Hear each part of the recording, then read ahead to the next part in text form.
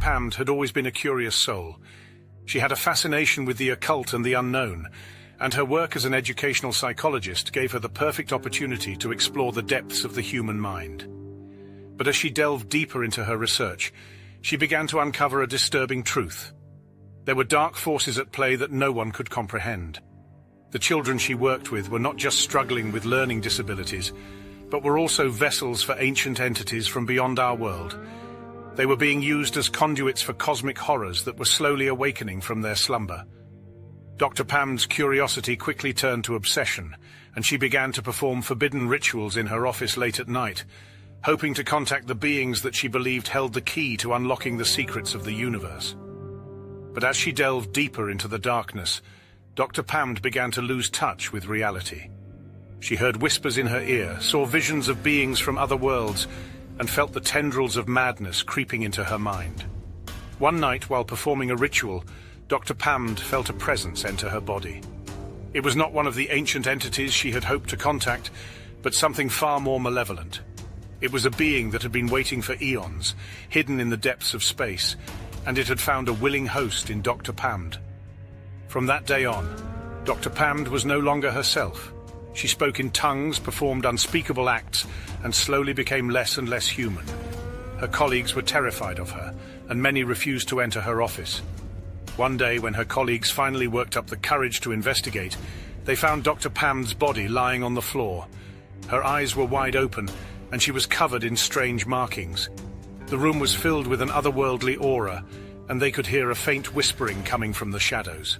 As Dr. Panmd lay on the floor, her colleagues could sense a presence in the room, something they couldn't quite put their finger on. The air was thick with an otherworldly aura, and the room was filled with a low humming noise.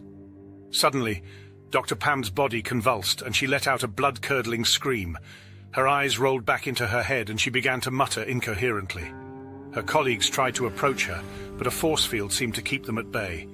As they watched in horror, a dark shadow began to form in the corner of the room.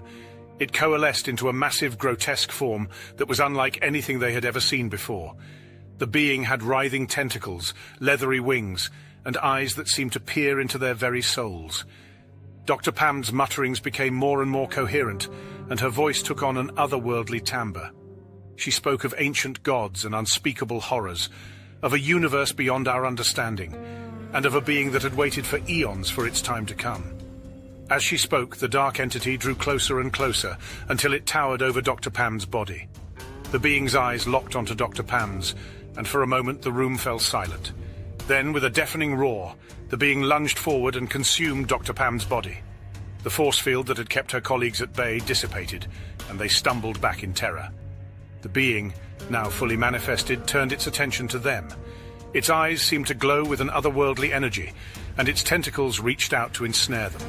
They knew that they were looking upon a being of immense power, one that had been worshipped by ancient civilizations and feared by all who knew of its existence. As the being descended upon them, they knew that they had opened a door that should have remained closed. They had seen things that no mortal should ever see, and they had meddled with forces beyond their comprehension. And in that moment, as they stared into the maw of madness, they knew that they had unleashed something far greater than they could have ever imagined.